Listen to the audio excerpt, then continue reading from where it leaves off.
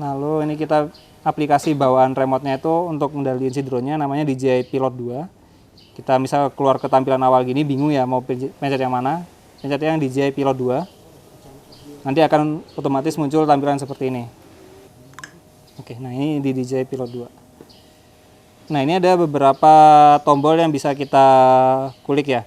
Ini yang pertama di sini, pojok kiri atas itu tombol akun kita. Setting general. Bisa kita untuk lihat akun kita yang dipakai akunnya siapa.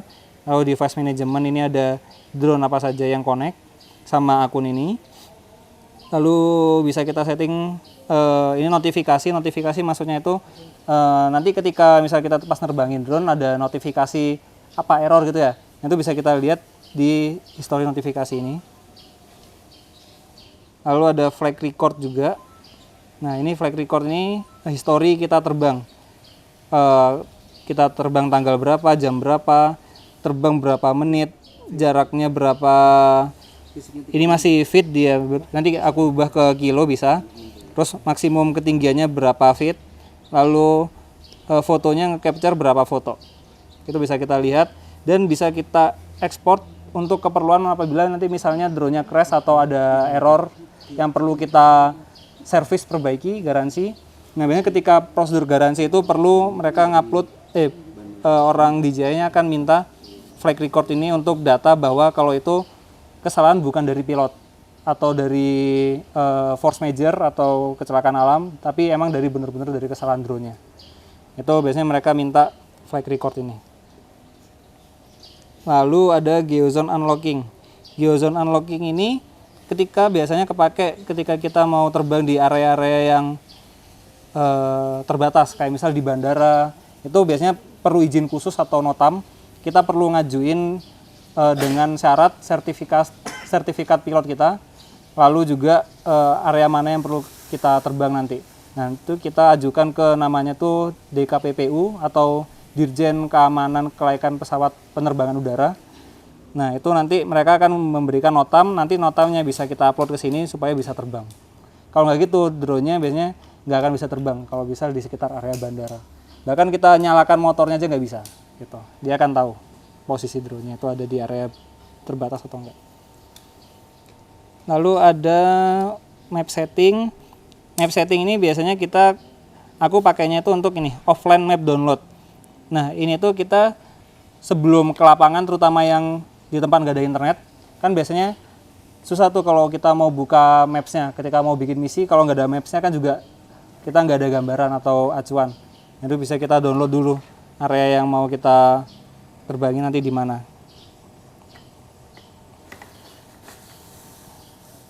Lalu kita ke dock evaluation. Dock evaluation ini nanti untuk DJI dock nggak kepake, aku skip aja. Help documentation ini kurang lebih kayak apa ya, panduan ketika nanti ada error, misalnya ada error di bagian motor atau di bagian baterai, kita bisa klik baterai. Nah, nanti kalau misalnya ada battery cell damage, apa yang harus kita lakukan? Stop using this battery and contact your local dealer DJI support. Jadi misalnya ada error di baterai, kita harus ngapain? Kita bisa lihat, jangan pakai baterai ini gitu. Atau misal ada notifikasi ESC error atau motor stall.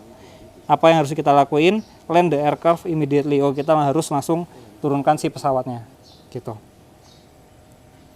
Lalu language setting, kita bisa ganti bahasa, tapi bahasa Indonesia masih belum support, baru bahasa Inggris sama bahasa lainnya. Lalu service and support ini kita bisa hubungin kontak supportnya DJI dari Cina langsung. Lalu about pilot ini untuk cek versi sama kalau misal mau update aplikasinya. Biasanya update aplikasi ini nggak terlalu aku saranin kalau nggak ada masalah, kecuali di update-nya nanti itu ada fitur baru yang kita perlukan. Terakhir tuh dia kalau nggak salah ada fitur apa ya itu ya namanya ya. Aku agak lupa. Pokoknya kalau misalnya ada fitur baru yang memang kita perluin, kita bisa lihat di internet. Ada fitur baru apa sih nanti di update selanjutnya itu baru kita update. Kalau nggak perlu diupdate atau nggak perlu banget nggak usah diupdate gitu.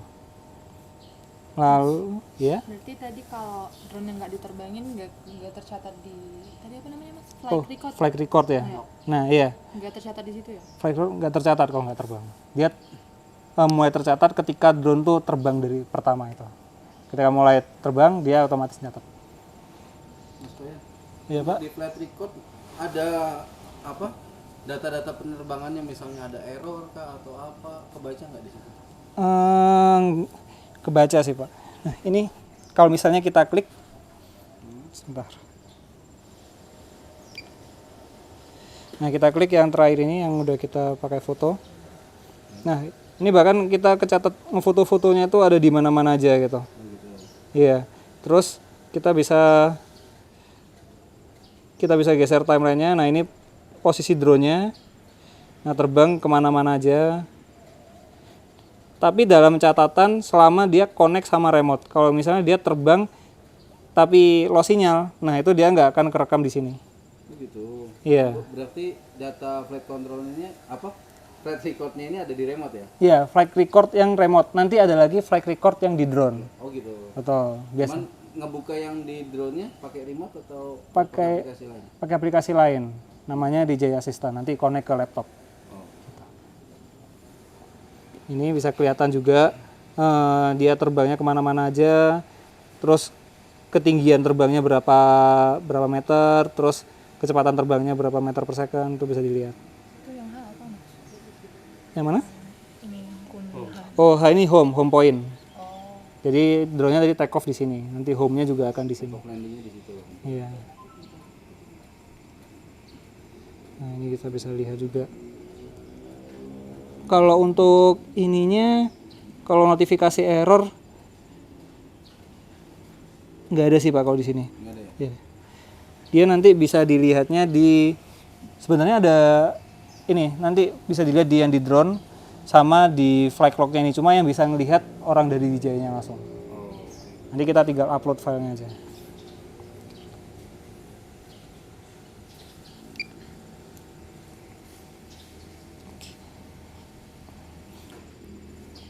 Ini juga bisa kita lihat flight total time atau travel distance, kurang lebih kayak kilometernya mobil atau kilometernya motor, bisa dilihat di sini. Ini karena masih fit, aku ubah ke meter Pak ya, biar lebih enak juga jelasinnya. Nanti mungkin kalau nextnya tiba-tiba keubah jadi fit lagi, ini cara settingnya, sebentar. Cara settingnya kita masuk ke enter camera view dulu, kita silang. Lalu titik 3, kita pilih yang titik 3 paling bawah. Lalu kita ganti di unit setting. Unit setting imperial kita ganti ke metrik yang bebas, bisa kilometer per jam atau meter per second. Cuma kita biasanya pakai yang metrik meter per second. Gitu. Nah dia akan otomatis ganti jadi jadi meter. Oke. Lalu kalau ini tombol yang di sebelahnya tombol user ini ada tombol apa namanya? Dia lebih ke after sales. Jadi kalau misalnya ini kepakainya kalau bukan di Indonesia sih sebenarnya. Kalau di luar negeri itu kalau misal dari DJI-nya langsung yang ngelola di Indonesia, kita bisa request maintenance ke mereka, kita bisa request after sales ke mereka pakai tombol ini tadi gitu. Cuma kalau di Indonesia nggak kepake. Nah, lalu ini ada 4 lagi tombol di bawahnya. Ini bisa kita klik altitude zone, ini kita bisa bikin zona-zona batasan di mana dia bisa terbang.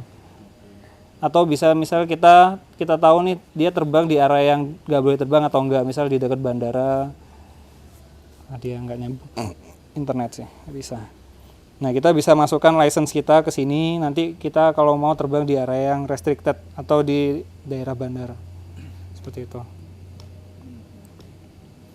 Lalu ini NA, ini sebenarnya tombol untuk menghubungkan ke namanya DJI Flag Hub. DJI Flag Hub itu dia platform cloud atau di internet, di browser biasanya kita buka, itu kurang lebih nyebutnya kayak apa ya, manajemen drone kita gitu. Kita bisa masukin banyak drone kita bisa bikin rute terbang di sana di flag hub-nya tadi, bisa kita tahu rute terbang, terus kita bisa tahu posisi drone ada di mana. macam-macam untuk konekinya di tombol ini, cuma karena kita nggak pakai, kita nggak perlu. Lalu ada flight route sama album, kita ke album dulu aja. Album ini hasil foto yang di-download dari drone ke remote. Nah ini contohnya yang udah di-download. Kalau misalnya nggak kita download, dia bakal stay di drone aja, nggak akan muncul di album. Seperti itu. Nanti aku juga tunjukin cara downloadnya gimana. Lalu ini bisa 2. Nanti kalau ini kan belum connect sama pesawat ya, jadi bisa lihat cuma di download. Nah tapi kalau sudah connect sama pesawat, kita bisa lihat di aircraft album ini. Lalu ada namanya flight route.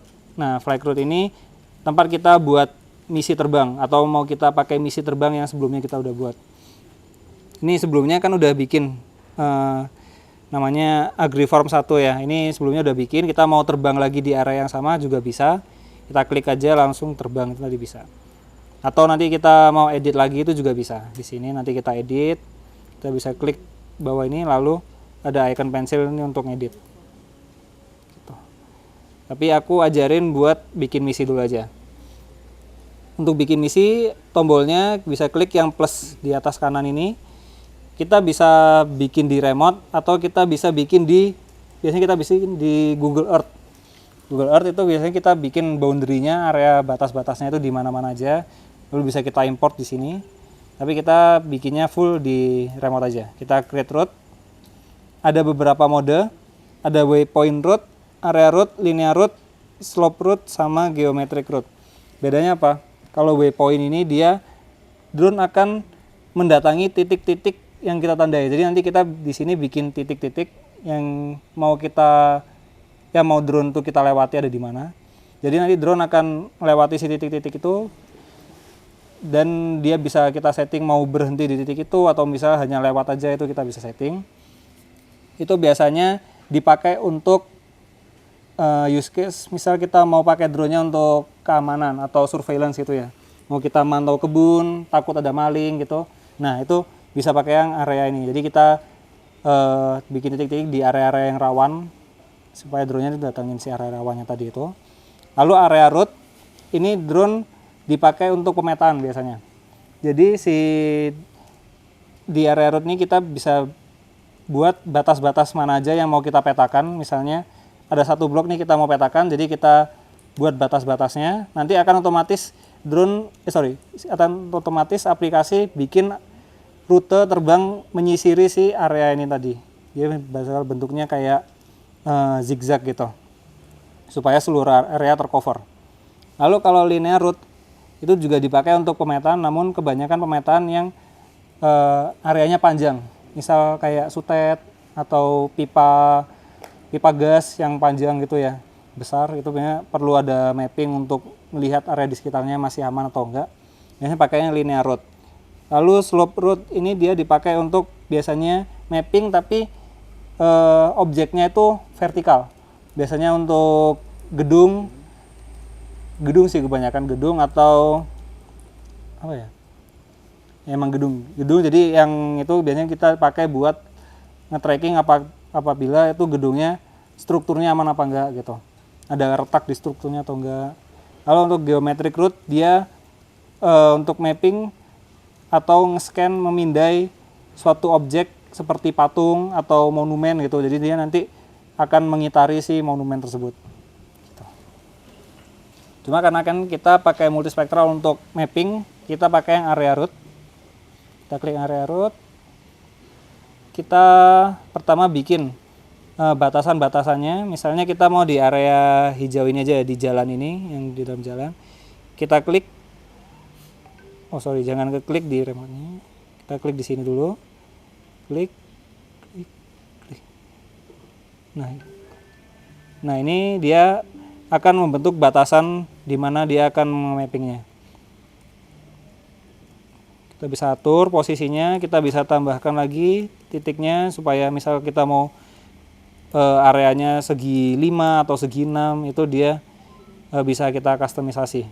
Nah kalau misalnya udah jadi, kita udah tahu nih areanya berapa meter persegi atau berapa hektar. Itu bisa kita lihat di sini, kita bisa centang. Setelah kita centang, kita select aircraft modelnya, kita select, kita pilih M3E series karena kita pakainya Mavic 3. Ini remote juga support sama drone lain soalnya dia support Matrix 350, lalu Matrix 30, Mavic 3 Enterprise, lalu Matrix 3D series. Kita pakai yang M3E series. M3E series, kita klik bawah select kamera model. Tadi yang aku udah sebutkan dia Mavic 3 Enterprise itu ada 3 seri, ada yang Mavic 3 Enterprise, Mavic 3 Thermal sama multispektral. Kita pakai yang multispektral, jadi pilih yang M3M. Nah, setelah itu kalau kita hanya RGB-nya aja yang nyala, dia hanya ngefoto kamera RGB-nya aja. Jadi multispektralnya nanti nggak akan ngefoto. Jadi kalau kita perlu data multispektral, pastiin MS ini nyala juga. Warnanya kalau udah nyala itu warnanya biru. Cuma kalau pas kita lagi nggak butuh multispektralnya, kita cuma perlu RGB-nya aja bisa kita matiin. Kalau untuk RGB nggak bisa dimatiin, dia udah fix bakal tetap nyala terus. Oke, kita nyalain multispektralnya, setelah itu kita klik OK. Nah, di awal, di atas, ini kita bisa kasih nama misinya apa. Misalnya kita buat misi blok 1A. Misalnya gitu, contohnya kalau biasanya di sawit gitu biasanya. Antara blok, mau blok 1A, blok 2, atau blok 3 gitu bisa kita pilih. Nah, ini dia akan otomatis bikin jalurnya. Warna hijau ini dia jalur atau rute terbangnya. Dia akan otomatis. Nah, setelah itu misalnya kita mau ganti kameranya tadi ya, misal kita tadi udah terlanjur atau lupa nggak dinyalakan multispektralnya, MS-nya nggak dinyalakan. Kita bisa klik yang ini, yang ada birunya ini kita klik. Nah, kita bisa nyalakan atau matikan ulang. Setelah itu bisa kita klik OK. Lalu di bawahnya ada Ortho Collection sama Oblique Collection. Kalau Ortho ini dia map gampangnya sebenarnya bukan 2D juga bukan 2D sih. Dia tetap 2D tapi dia tetap bisa lihat konturnya. Nah, bedanya kalau Oblique ini kita misalnya kita mau nge-mapping di area perkotaan yang banyak gedung-gedungnya, rumah-rumahnya. Nah, itu nanti rumah-rumahnya itu atau gedung-gedungnya akan terlihat lebih 3D. Kalau kita pakainya yang Oblique. Kalau Ortho dia hasilnya akan lebih flat, cuma dia tetap konturnya tetap akan kelihatan. Gitu. Lalu di bawahnya kita ada settingan Ortho GSD atau Ground Sampling Distance. Yang aku jelasin tadi, yang dia per pixelnya itu di realnya itu berapa senti. Gitu. Jadi misalnya kita defaultnya GSD-nya 5. Jadi 1 pixel gambar itu di real life-nya itu dia di 5 cm. Itu kita bisa atur. Kita bisa kurangin, bisa kita tulis manual. Misal kita mau lebih akurat nih atau mau lebih jelas hasil gambarnya, kita bisa pakai satu GSD 1 atau GSD 2 gitu. Nah, GSD sendiri ini berpengaruhnya sama apa? Dia berpengaruhnya sama ketinggian terbang. Kalau kita pakai GSD 5, dia akan terbang di ketinggian 108 meter. Nah, misalnya kita mau kualitas lebih bagus nih, kita turunin GSD-nya ke GSD 3 lah. Nah, dia akan tinggi terbangnya akan turun di ketinggian 65 meter. Nah, misalnya nih kalau di sekitar kita ada sutet nih, tinggi sutetnya 60 meter. Nggak mungkin dong kita terbang di 65 terlalu mepet. Jadi kita biasanya terbang di sekitar 75 atau 80 meter. Nah, kita bisa setting juga. Kita mungkin mau terbang di 80 meter. Nah, otomatis GSD ini akan mengikuti ketinggian terbang tadi. Kita terbang 80, otomatis GSD-nya akan naik jadi 3,69 seperti itu. Jadi kita untuk setting itu bisa berdasarkan ketinggian atau berdasarkan GSD yang diinginkan. Gitu. Tapi untuk GSD udah paham semua kan kira-kira konsepnya? GSD. Oke. Kalau udah paham, nanti kalau ada pertanyaan langsung tanyain aja ya, nggak usah nunggu aku tawarin. Biar nggak kelupaan juga mau tanya apa. Nah, lalu di bawahnya Ortho GSD ini ada yang namanya Altitude Mode. Altitude Mode ini ada 3. Ada Relative to Takeoff Point, ALT, ASL, sama AGL. Bedanya apa? Kalau Relative to Takeoff Point, dia titik 0 meternya ada di titik dia take off. Jadi meskipun nanti di depan ada lembah atau ada tebing, ada bukit, dia tetap akan berdasarkan titik nolnya di tempat take off tadi. Jadi misalnya tempat take off tadi kita setting di ketinggian 100 meter ya terbangnya. Dia kan flight 100 meter, misalnya nanti dia ada bukit, dia tetap 100 meter. Jadi ke realnya pun di bawah bukit mungkin 80, dia akan mengabaikan realnya tadi itu. Dia tetap akan terbang flat gitu. Lalu kalau ASL, dia berdasarkan titik nolnya itu titik nol di atas permukaan laut. Gitu. Lalu untuk AGL, above ground level, dia itu berdasarkan dari ketinggian saat dia terbang. Jadi misalnya ada bukit, dia akan otomatis naik mengikuti bukit tadi itu. Nah, kalau misal kita pilih AGL nih, kita pastiin kita klik yang real time follow. Kalau real time follow, dia akan otomatis pakai sensor mereka untuk mendeteksi ketinggian terbangnya. Kalau nggak kita nyalakan, itu kita bisa pakai opsi lain namanya DSM file, atau kita upload file DSM ke remote ini. Jadi otomatis dia akan mengikuti ketinggian sesuai DSM.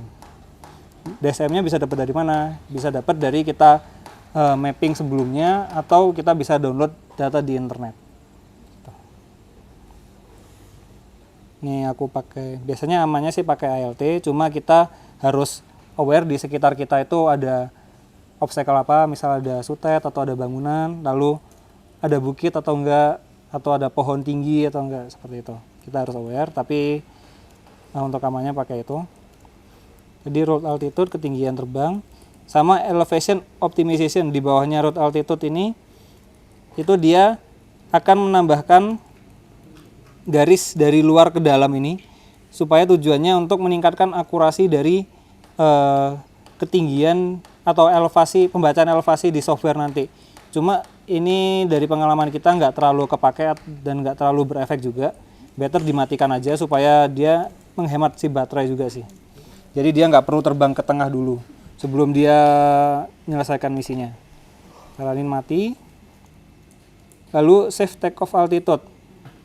Save take off altitude ini, jadi dia sebelum terbang misi, dia akan terbang dulu ke ketinggian aman. Misalnya kita ketinggian amannya di 40 meter. Kita bisa atur di 40 meter. Jadi dia akan terbang ketinggian 40 dulu sebelum dia akan menanjak ke start point atau di awal misinya. Seperti itu. Cuma saran aku ini disamain aja sama ketinggian terbangnya. Misalnya di 80 meter. Supaya kita nggak terlalu was-was juga di sekitar kita ada pohon atau bangunan seperti itu. Setelah itu untuk speed ini kalau kondisi pencahayanya lagi bagus, aku saranin di fullin nggak apa-apa, dimentokin. Kalau misalnya cahayanya lagi nggak bagus, kalau bisa kita turunin di 5 lah. Tapi saranku kalau nggak bagus pun jangan terbang. Pastiin kalau terbang tuh di kondisi cahaya yang lagi bagus. Tapi ini nggak apa-apa, di fullin aja. Kalau efeknya semakin dia kenceng, itu dia akan ada kemungkinan buat si gambarnya tuh ngeblur. Karena ibarat kalau di HP kita ngefoto, jepret sambil kita gerakin kan otomatis ngeblur ya. Nah, itu shutter speednya, betul. Dia shutter speednya kalau dia kondisi lagi gelap, otomatis dia akan lebih lama shutter speednya. Jadi otomatis ada kemungkinan besar untuk ngeblur. Jadi kalau kondisi terang biasanya masih aman, kalau pengalamanku kita fullin aja. Lalu di bawahnya lagi ada course angle. Course angle ini dia otomatis sebenarnya di awal akan mengatur ke posisi yang optimal. Tapi kalau misal kita mau custom, kita misalnya mau kayak gini. Nah, dia akan jalur terbangnya akan berubah, ngikutin sudut derajat yang kita atur. Tipsku, misalnya nih kita mau terbang di jalur yang persegi panjang, misalnya kayak gini. Pastikan dia jalur terbangnya itu ke arah yang memanjang, kayak gini. Kalau misalnya dia terbangnya kayak gini, dia akan banyak waktu terbuang ketika untuk belok. Jadi akhirnya dia nggak akan, waktu terbangnya akan lebih lama. Kita bisa lihat ini kalau misalnya nggak efektif ya, dia di 1 menit 29 detik. Coba kita atur supaya dia lebih efisien.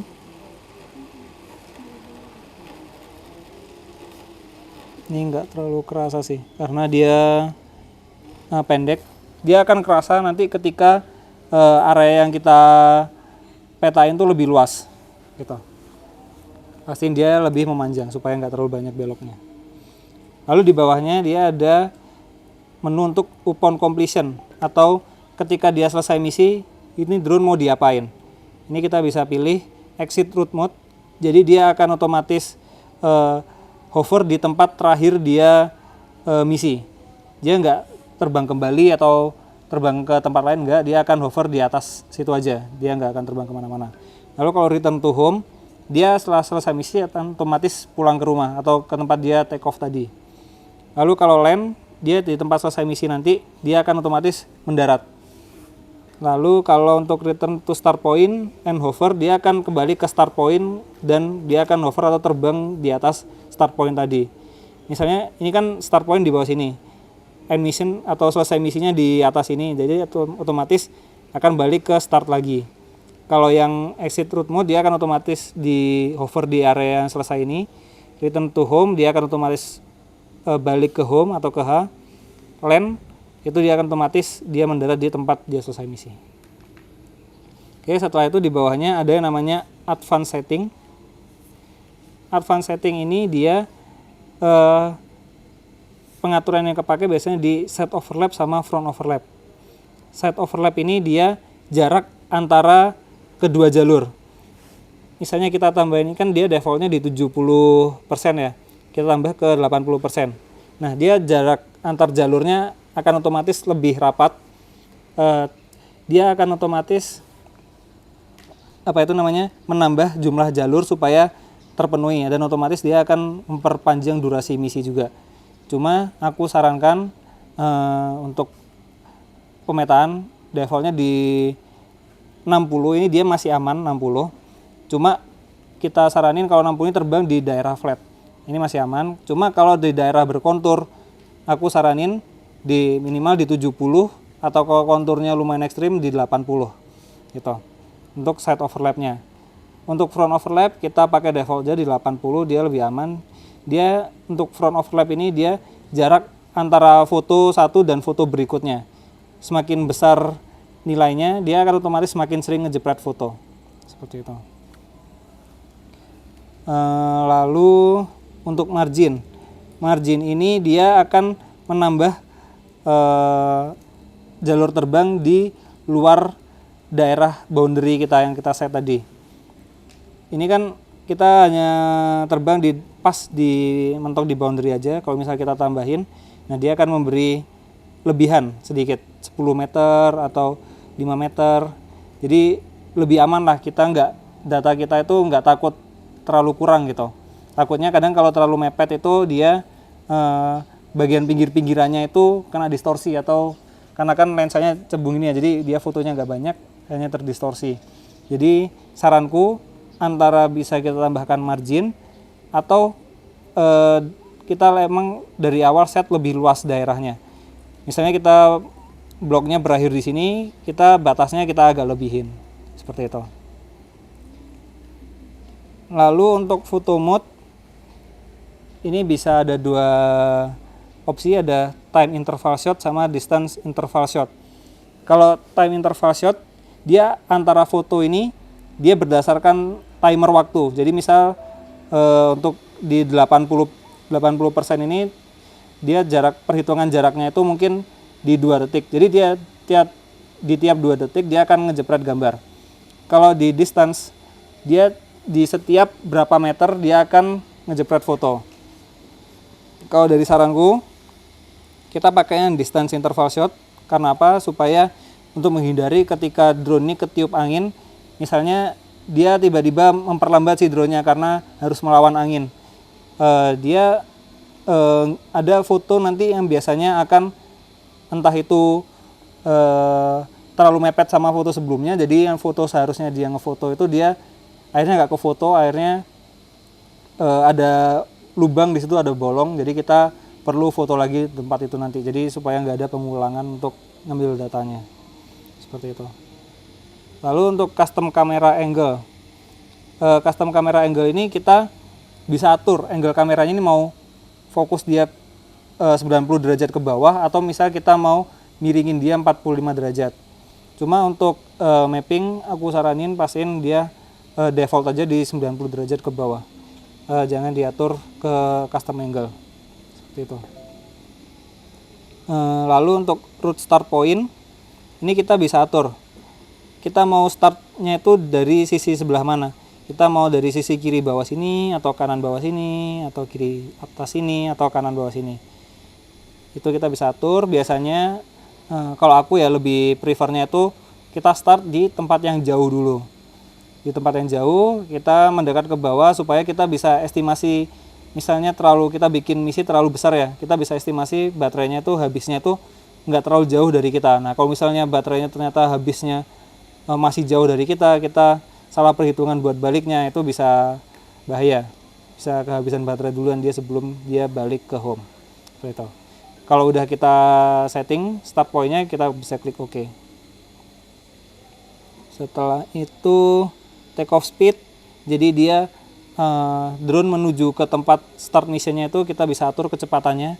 Aku saranin di paling mentokin aja biar cepat sampai, nggak buang-buang waktu juga. Nah, kalau udah selesai, kita bisa back, kita bisa save mission-nya di sini. Klik save. Nah, kalau udah kita save, biasanya baru bisa kita nyalakan drone-nya. Supaya kenapa nggak dinyalakan duluan drone-nya? Supaya untuk hemat baterai juga, karena drone meskipun dia nggak terbang, baterainya tetap akan terkuras. Jadi siapin misi dulu sebelum terbang, baru kalau udah siap misinya, baru kita nyalain drone-nya. Gitu. Oke. Kayaknya coba satu-satu Pak ya, kita bikin misi gitu.